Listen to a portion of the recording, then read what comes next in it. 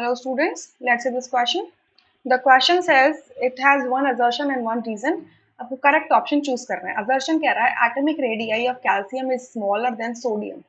सो यहाँ पे कैल्शियम और सोडियम को कंपेयर किया गया है. तो देखिए दोनों कौन से ग्रुप्स में पीरियड्स में आते हैं देख लेते हैं एक बार. ग्रुप 1 में आते हैं आपके lithium, sodium, potassium, rubidium, caesium and francium. Francium radio active है. और ग्रुप 2 के अंदर आता है आपका beryllium, magnesium, calcium, strontium, barium and radium. ठीक है. सो हम जिन दो एलिमेंट्स की बात कर रहे हैं वो है सोडियम एंड कैल्शियम. ठीक है.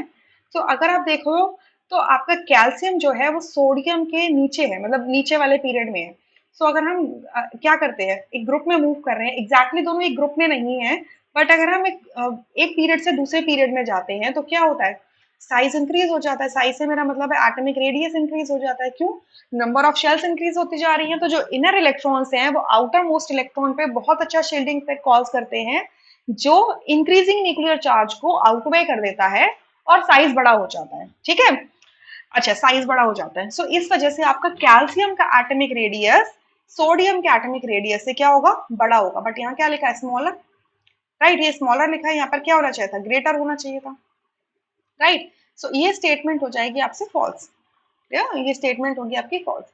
रीजन में लिखा है calcium has a lower nuclear charge than sodium. Nuclear charge क्या होता है, basically number of proton count. Number of proton count अगर हमें सिंपलर वे में समझना है तो सोडियम का एटॉमिक नंबर होता है 11 एंड कैल्शियम का होता है 20. सो यानी एटॉमिक नंबर का मतलब क्या होता है, total number of protons present in the nucleus of the atom. So sodium का जो न्यूक्लियर चार्ज है वो आपका 11 प्रोटॉन्स लगाएंगे, बल्कि कैल्शियम का जो न्यूक्लियर चार्ज है वो 20 प्रोटॉन्स लगाएंगे. तो आपका कैल्शियम का nuclear charge is greater than that of sodium.